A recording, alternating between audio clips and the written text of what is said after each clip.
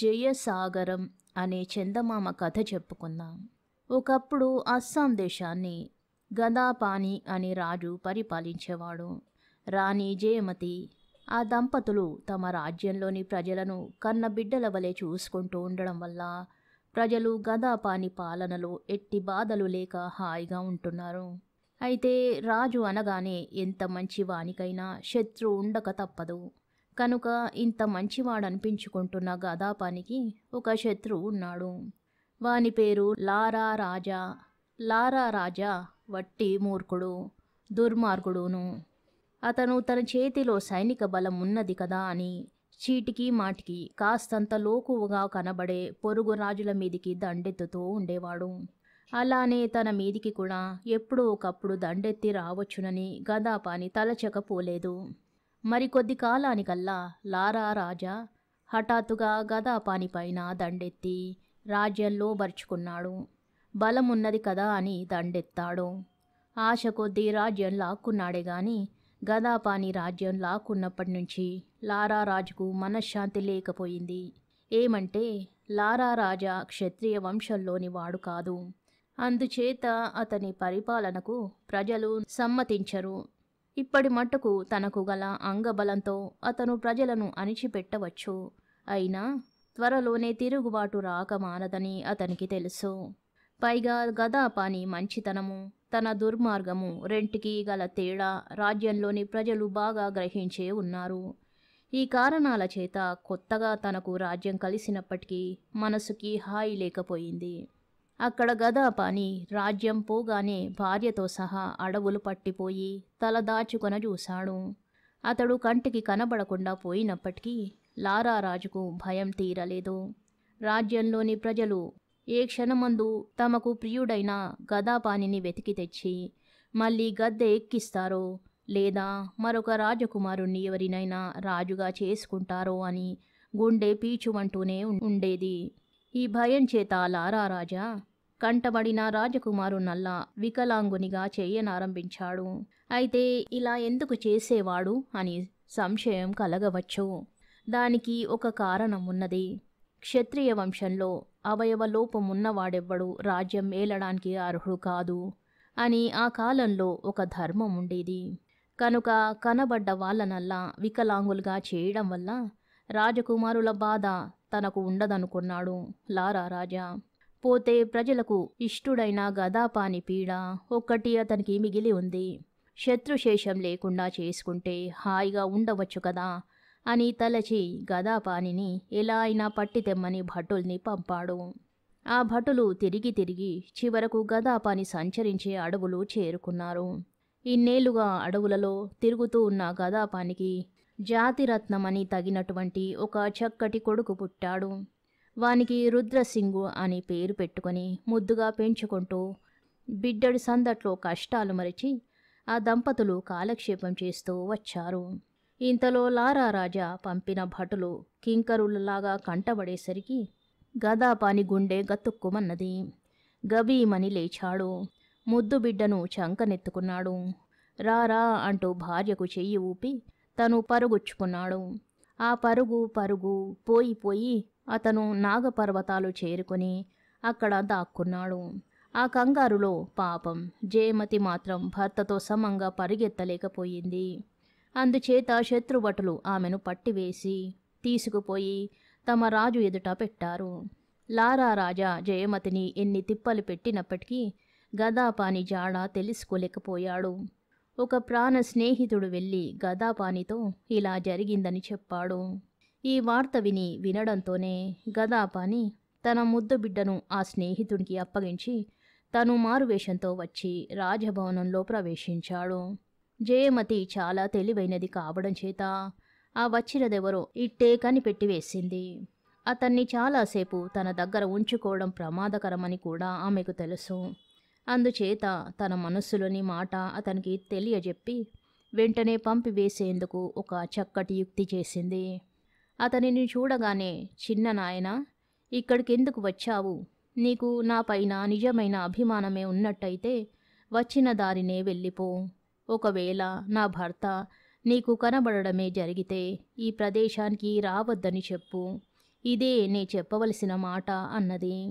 ఈ సంభాషణ విన్న వాళ్ళందరూ వచ్చినతడు ఆమె పినతండ్రే అని అనుకున్నారు. కాని భర్త అయి ఉంటాడని ఒక్కరికి అనుమానం కలగలేదు.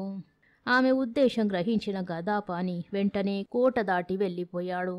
ఎంత దుర్మార్గులైనా ఆడదానిని చంపుతారా?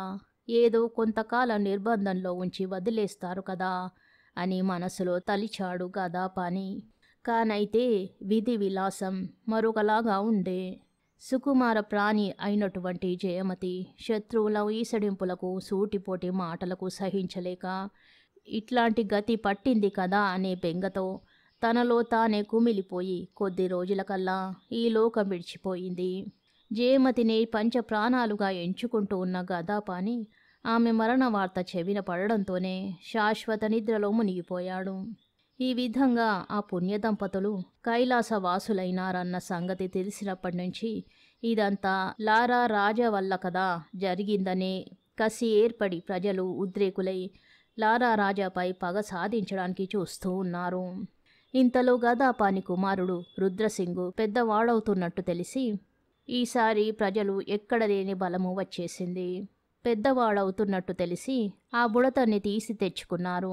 ఈసారి ప్రజలకు ఎక్కడ లేని బలము వచ్చేసింది. 1000 రెట్లు ఉత్సాహంతో లారా రాజా పైన తిరగబడి లారా రాజాను మరి కనబడకుండా తరిమివేసి చిన్నారి వాడైన తమ రుద్రసింగుకు పట్టం కట్టారు. రుద్రసింగు మంచివాడు, దయగలవాడు. ప్రజలను చక్కగా పాలించి తండ్రిని మించిన కొడుకు అనిపించుకున్నాడు. రుద్రసింగు తన జనని జ్ఞాపకార్థం శివసాగరానికి 3 మైళ్ళ దూరంలో ఒక మనోహరమైన సరస్సు తవ్వించి దానికి జయసాగరం అని పేరు పెట్టాడు. అక్కడ జయదళం అనే గొప్ప దేవలం కూడా కట్టించాడు. ఈ 2 చిహ్నాలు ఇప్పటికీ అస్సాం దేశంలో స్పష్టంగా కనబడుతున్నాయి. కథ సమాప్తం.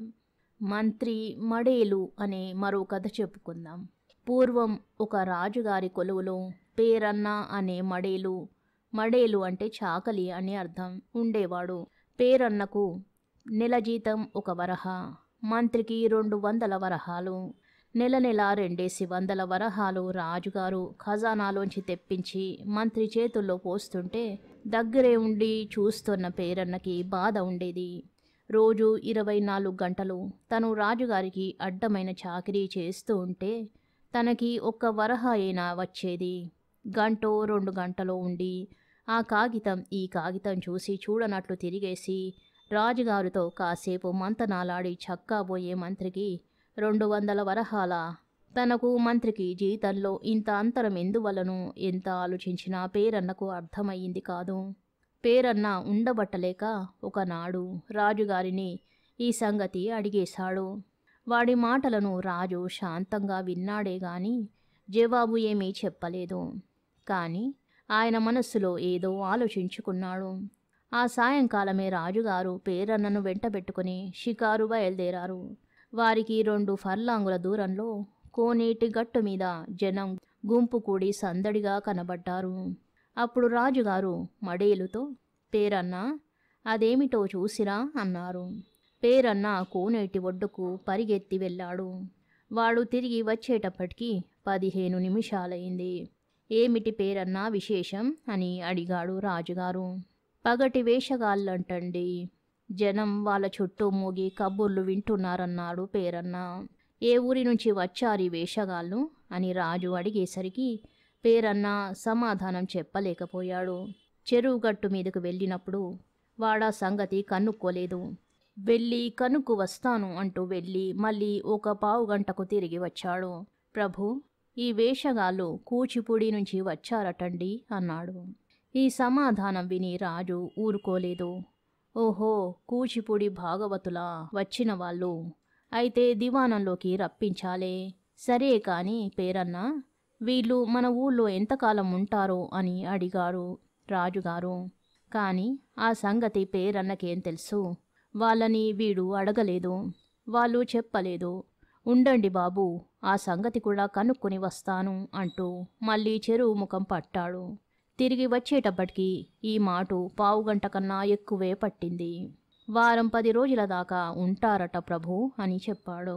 అటైతే మనం వేటకు వెళ్ళి తిరిగి వచ్చే వరకు ఉంటారన్నమాటే. అవును గాని వాళ్ళు ఏమైనా కొత్త నాటకాలు వేషాలు నేర్చుకుంటున్నారా, లేక అన్నీ మనం చూసేసినవేనా అని మళ్ళీ అడిగాడు రాజు. ఆ సంగతి పేరన్నకెలా తెలుస్తుంది?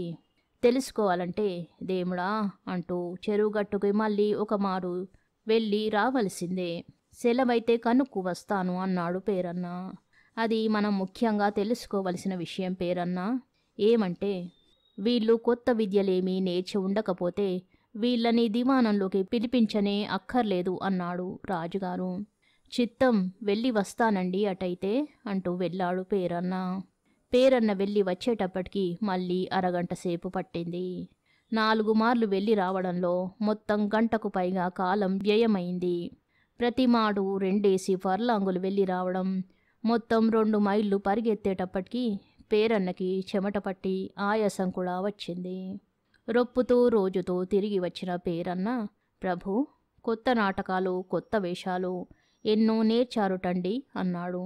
ఇంకనేం, అటైతే నాటకాలు వేషాలు తప్పకుండా వేయిద్దాం. మరైతే ఈ సంగతి వాళ్లకు చెప్పావా అని తిరిగి ప్రశ్నించాడు రాజుగారు. ఏ సంగతి బాబయ్య అన్నాడు పేరన్న. మళ్ళీ వెళ్ళి రావాలి కామాలు దేవుడా అని అనుకుంటూ వాళ్ళు ఈ ప్రాంతం విడిచి వెళ్లే లోపుగా మన దర్శనం చేసి దివానంలో తమ విద్య ప్రదర్శించవలసి ఉంటుందన్న సంగతోయ్ అన్నాడు రాజుగారు. తమ సెలవు అవ్వందే ఎలా చెప్పడం ప్రభు అన్నాడు పేరన్న. మించిపోయింది లేదులే, ఇప్పుడైనా పోయి చెప్పి రావచ్చు అన్నాడు రాజుగారు. రాజుగారు తనని మళ్ళీ చెరువు గట్టుకి పంపిస్తున్నారనటంతోనే పేరన్నకి ప్రాణం విసిగిపోయింది. ఇదేమిటి ఈ రోజున రాజుగారు ఇలా వేపుకొని తింటున్నారు? ఇది వరకు ఎన్నడూ నాకు ఇలాంటి తికమకలు లేవే.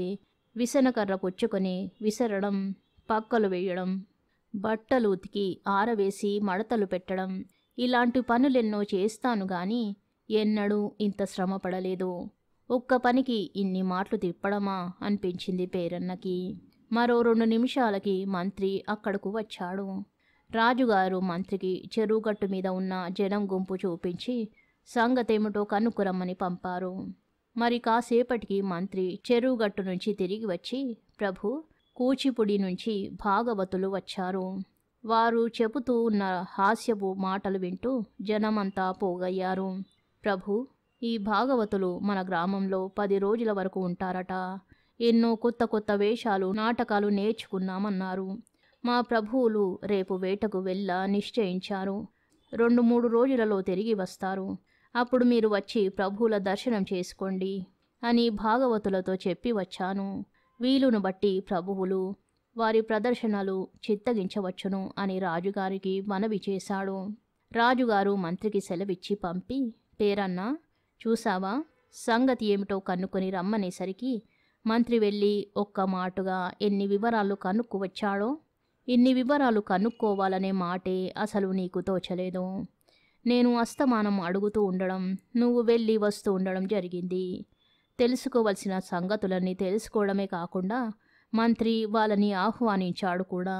ఆహ్వానించాడే గాని మీరు నాటకాలు వేద్దురు గాని రాజుగారు చూస్తారు అని వాళ్లకు ఏ విధమైన మాట ఇవ్వలేదు. నీకు మంత్రికి గల తేడా ఇప్పుడైనా తెలిసిందా అని అడిగాడు రాజుగారు.